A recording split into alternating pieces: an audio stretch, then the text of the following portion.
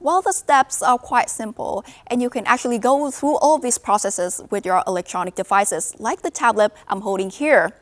And we'll start with checking your information. Now, the easiest way to do so is through the VNEID mobile app. Now we will open the app, go to Other Services, select 16th National Assembly Voting, enter your passcode, and you will see your assigned polling station and the official candidate list for your constituency. You can also check posted lists at your local People's Committee, but the app lets you review everything quickly before voting day. Well, you will verify your name on the voter list and receive ballots for each level, National Assembly and People's Councils. In the private voting booth, you cross out the names of the candidates you do not choose. You can vote up to the number of seats allocated in your constituency, but not more. Then you fold your ballot and put it in the ballot box yourself. The vote is direct and secret. Now, ask yourself, who understands my community? Who seems capable of representing public interests responsibly? Because voting isn't about knowing everything. It's about making an informed and thoughtful choice. Now look back in 2025, disbursed FDI reached over $27.6 billion, the highest level in the past 5 years, marking it as an economic bright spot, making an important contribution to exports as well as GDP growth. And moving into 2026, this capital flow has continued to send positive signals from the very beginning of the year, as several localities such as Haiphong City, Quảng and Phú Thọ provinces have attracted additional large-scale projects. According to data from the Statistics Office under the Finance Ministry, in January 2026, total newly registered foreign investment in Vietnam reached $2.58 billion, of which $1.68 billion was disbursed, up 11.3% year-on-year, and the highest level recorded in the past 5 years. A total of 349 new projects were licensed, with newly registered capital of approximately $1.49 billion, about 15.7% in terms of capital and 23.8% in the number of projects compared to the same period last year. Manufacturing and processing industries, $1.05 billion, or around 70.8% of total newly registered capital. Real estate and infrastructure, $243.2 million, or around 16.3%. Other sectors, $191.4 million, or 12.9%. Among the 35 countries and territories with new investment projects in Vietnam, Singapore continued to lead. And amid increasingly intense global competition for investment capital, Vietnam continues to be regarded as an attractive destination for international investors. Now, Vietnam is entering a new phase of digital elections, with technology now widely applied across election management. To date, 3,320 of 3,321 commune-level units nationwide have adopted voter management software connected to the National Population Database and the VNEID digital identification platform. And since each citizen is assigned a unique VNEID account, the system now achieves 99% accuracy in preventing duplicate records. The time it takes to process citizens' requests has even improved significantly. For example, manually processing 1,000 polling station change requests would take 2 to 3 days in the past, while the same quantity of requests can now be processed in 1 minute. The National Election Council's officials portal has become a key source of verified election information that can quickly reach citizens. Authority also emphasized that ensuring cybersecurity and personal data protection remains a top priority. According to the United Nations, global studies estimate that 16% to 58% of women and girls have experienced technology-facilitated gender-based violence, and about 300 million children suffer online exploitation each year. Now in Vietnam, 2% of adolescents aged 15 to 17 reported having exchanged sexual images and videos of themselves for money or gifts, known as online child sexual exploitation. And with 86% of Vietnam's population online in 2024, the digital world has become a new frontline in the fight against gender-based violence. Yet awareness of technology-facilitated gender-based violence, TFGBV, remains limited and response mechanisms are still under development. Well, thank you, Khánh Minh. Now, first, it's important to understand just how widely the tension has spread across the region.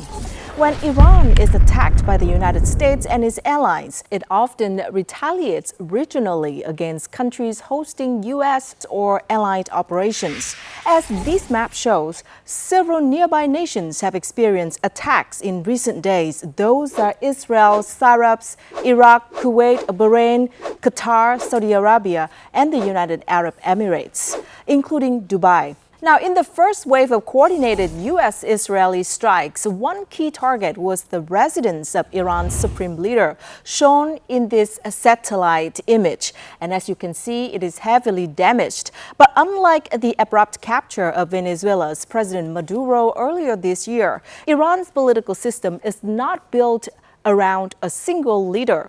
Iran's governing structure spreads power across multiple institutions, a system designed after the revolution to withstand attacks on individual leaders. To understand this more, take a look at this graphic showing Iran's leadership structure and casualties following the strike. Iran's supreme leader Ali Khamenei was killed on Saturday, February the 28th. Israel says several senior figures in Iran's military leadership were also killed, including top security officials and senior defense advisors, along with members of the IRGC and Defense Ministry.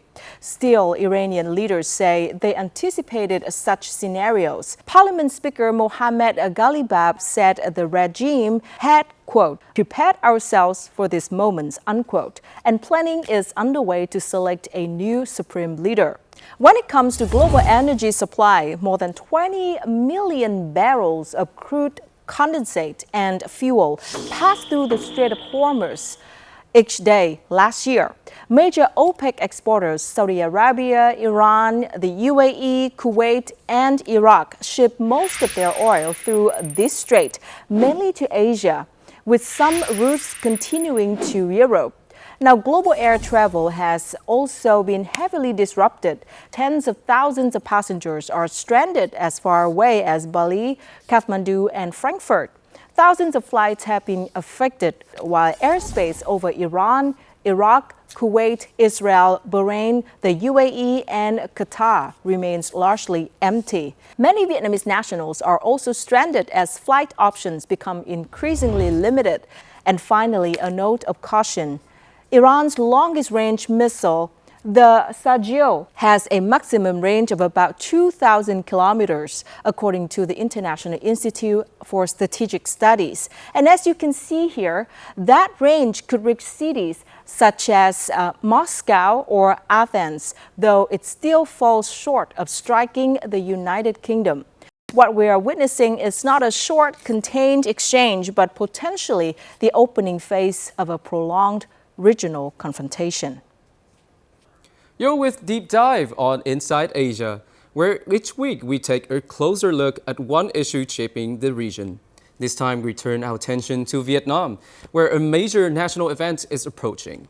On March 15, 2026, voters across Vietnam will head to the polls to elect deputies to the 60 National Assembly and local people's councils for the 2026 to 2031 term. This is a particularly important political event and is often described as a nationwide festival of will and aspiration. And according to the National Election Council, more than 73 million voters are eligible to participate in this year's election. And through their ballots, citizens will select representatives to speak for the people at both the national and local levels. And one notable feature of this election is the growing participation of young people. Many young voters will be casting their ballots for the first time, while the proportion of candidates under the age of 40 has also increased, bringing fresh perspectives and expectations for the country's development path. That's right, and at the same time, preparations for the election have been carried out nationwide. including the publication of voter lists, the setting up of polling stations, and the use of technology to help citizens access election-related information more easily. And with broad participation from voters across the country, the 2026 election is expected to strengthen civic engagement as well as shaping Vietnam's future development in the years to come. On March 15th, Vietnam will officially hold the election of deputies to the 16th National Assembly and to People's Councils at all levels for the 2026 to 2031 term. And this is a major political milestone, more than just a routine process to consolidate the state apparatus. It marks the beginning of a new era for Vietnam, an era of national advancement, driven by ambitious development goals. This election aims to select around 500 outstanding National Assembly deputies with both integrity and competence. These individuals will play a direct role in realizing the strategic goals set out by the 14th National Congress of the Communist Party of Vietnam for the country's long-term development. Welcome back to our special coverage. The election for the 16th National Assembly is, of course, a massive political event. But looking at the bigger picture, it is the starting line for realizing the grand vision set by the 14th National Party Congress. Exactly. And at the very heart of that vision is one clear goal: positioning Vietnam among the world's top 30 largest economies by the year 2030. And to get there, this impressive number that you just mentioned, this impressive goal, the economic blueprint for the 2026 to 2030 period demands a massive leap. The nation is targeting an ambitious average annual GDP growth rate of 10% or higher. And by the end of this decade, the goal is to drive GDP per capita to approximately $8,500 with. Fueling that kind of double-digit growth requires a structural shift. Science, technology, and innovation are taking center stage. The digital economy alone is projected to boom, accounting for about 30% of the national GDP, while the manufacturing and processing sectors will make up roughly 28%. This figure means it's going to be a highly modernized economy. And to support this, the country is aiming for an 8.5% annual increase in labor productivity. And on top of that, urbanization is expected to exceed 50%, all while making our growth greener by reducing energy consumption per unit of GDP by 1 to 1.5% each year. Yet the documents from the 14th National Party Congress make it very clear that all this economic progress must ultimately serve the people. Vietnam is striving to be among the top 40 happiest countries in the world. Right, and that happiness is measured in tangible social targets. We're looking at sweeping improvements to the Human Development Index, alongside goals for a longer and, most importantly, healthier life expectancy for all citizens. And the workforce will evolve alongside this, Dylan, as you can see. Now, the proportion of agricultural labor is set to drop, while the percentage of trained workers will rise between 35 and 40%. And importantly, the poverty rate will continue to decrease by 1 to 1.5% annually. Right, but to turn these into reality means that the incoming 16th National Assembly carries a historical mission. That is right. When voters step up to the ballot boxes today, they aren't just filling the seats. They are directly choosing the architects who will build this new era. Thank you. And now here are some important informations to look out for on this election. So today, March 15th, 2026, voters across Vietnam head to the polls to elect deputies to the 16th National Assembly and members of local People's Council for the 2026 to 2031 term. Now, this is a particularly important political event and is often described as a nationwide festival of will and aspiration. Polling takes place at more than 72,000 polling stations nationwide across 34 cities and provinces. And at the national level, 864 candidates are competing for 500 seats in the 16th National Assembly. At the same time, elections for People's Councils at city or provincial and ward or commune levels are being held nationwide, with voters set to elect more than 75,000 deputies for the 2026 to 2031 term. And to ensure participation for citizens at sea, on island, and other remote areas, early voting has been organized at 218 polling stations nationwide. Preparations for the election have been carried out nationwide, including the publication of voter lists, the establishment of polling stations, and the application of technology to help citizens access election-related information more easily. With broad participation from voters across the country, the 2026 election is expected to further strengthen civic engagement and contribute to shaping Vietnam's future development in the years ahead. So, as you can see, it is one of the nation's most crucial tasks to ensure that no voter is left out of the process.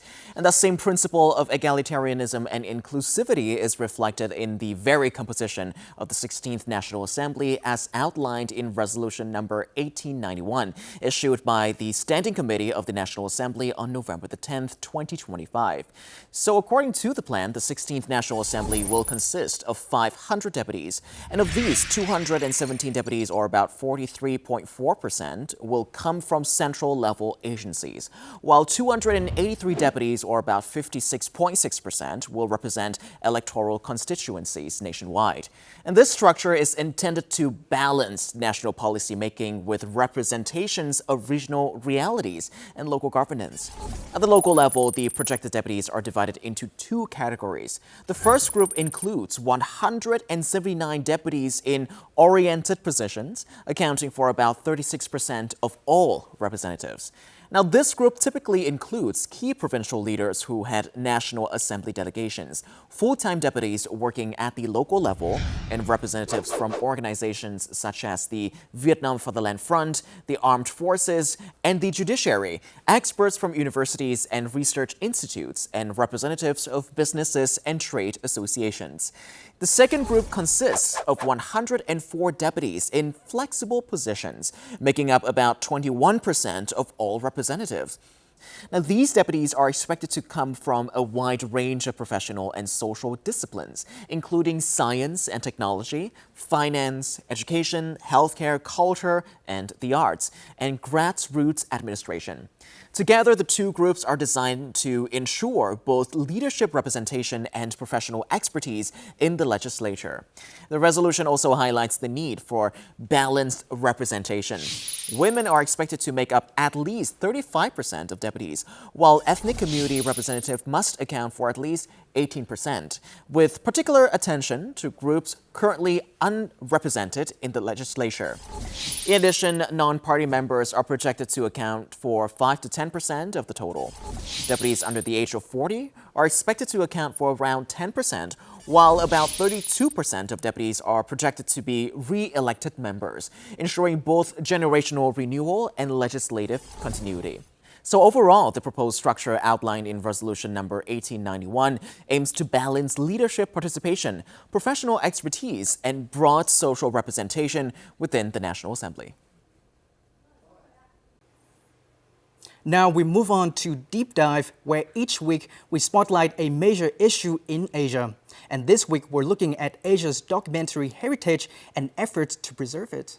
And it is indeed true that we're seeing a surge of renewed global recognition for documentary heritage.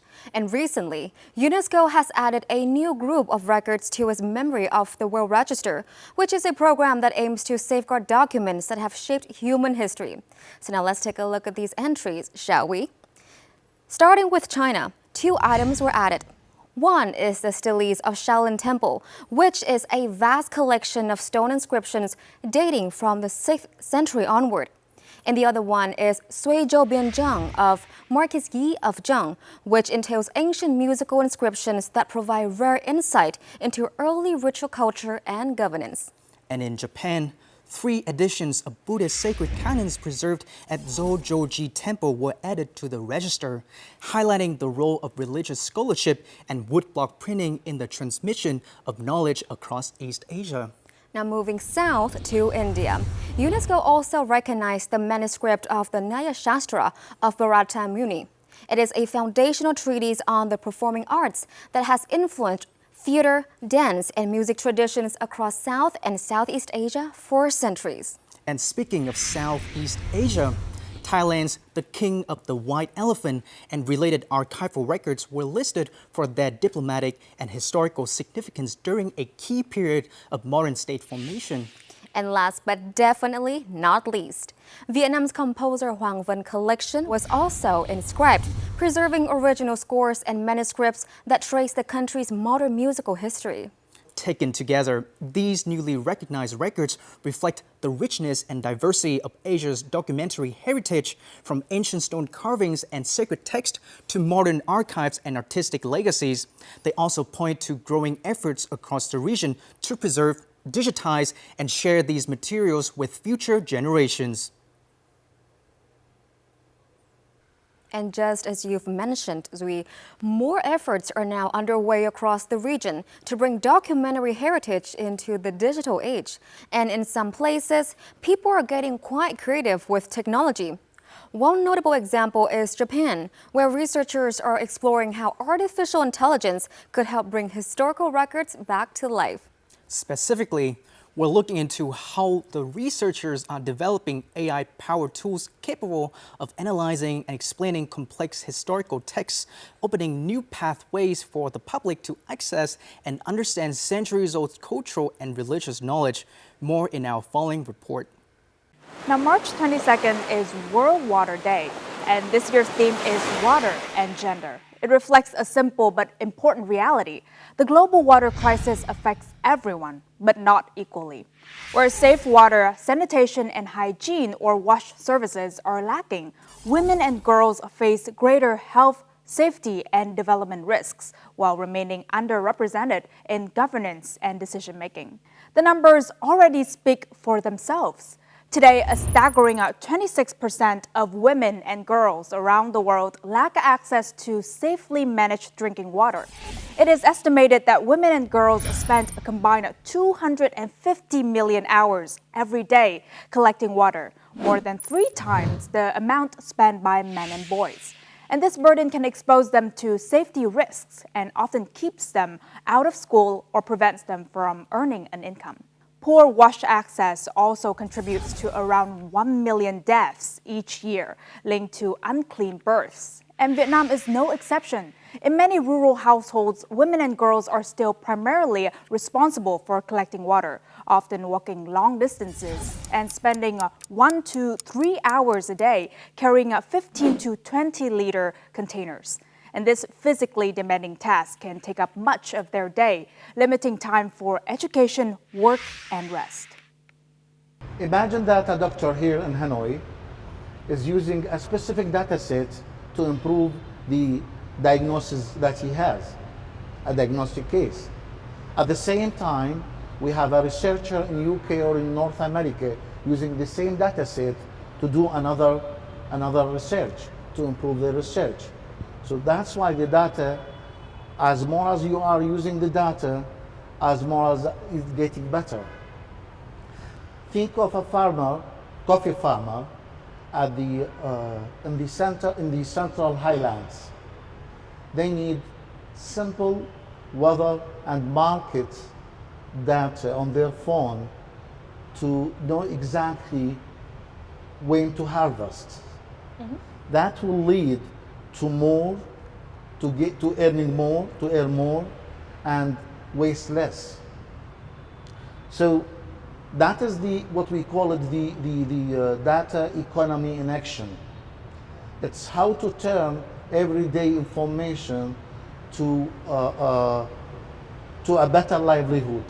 Maybe 20 years ago, most of the countries, when we are evaluating their wealth, some of them they have agriculture, some of them they have oil, gold, but the future and from now is the data. Mm-hmm. Data is the new oil, is the new wealth. Why? You know that everywhere right now they are talking about AI. So what is the main fuel of the AI? The data. And Vietnam is rich with the amount of data we have. Trust, capability, as the professor I just mentioned, mm-hmm. and purpose. All that will solve the problems of the Vietnamese and will change their lives to be better, healthier, mm-hmm. and more inclusive. Now we move on to Deep Dive, where each week we spotlight a major issue in Asia. And this week, we're looking at the intensifying battle to protect creators' rights in the age of generative AI and rampant digital copyright infringement. Artificial intelligence is transforming creativity across Asia like no one's ever seen before. This according to the World Intellectual Property Report 2026. Some developing economies in the region are already matching or even exceeding advanced countries in how intensively the technology is being used. And Forrester research backs that up. Asia-Pacific companies are leading the world, with about 63% having adopted generative AI, which is well ahead of North America and Europe. And that the way that AI works is through training models using billions of existing images, videos, and text from the internet. And when AI systems are trained on copyrighted Asian content, say from K-pop visuals and Japanese manga styles to Chinese digital illustrations and Vietnamese photography, can that be considered genuine innovation, or is it digital exploitation? In the Asia-Pacific region, where the online population exceeds 2.7 billion, deepfake fraud has exploded by more than 1,530% in recent years, which is of itself an extraordinary number. Malaysia alone has recorded a 408% increase, while Southeast Asian scam networks exploit AI voices and videos to defraud victims. And this is not to mention how artists spent years, even decades, to cultivate their own style. And yet AI-style transfer tools can now replicate their unique sense of aesthetics, turning what's inspired by into potential infringement. And now with billions of pieces of content flooding platforms daily, the line between empowering Asia's creators and protecting their digital rights has never been thinner.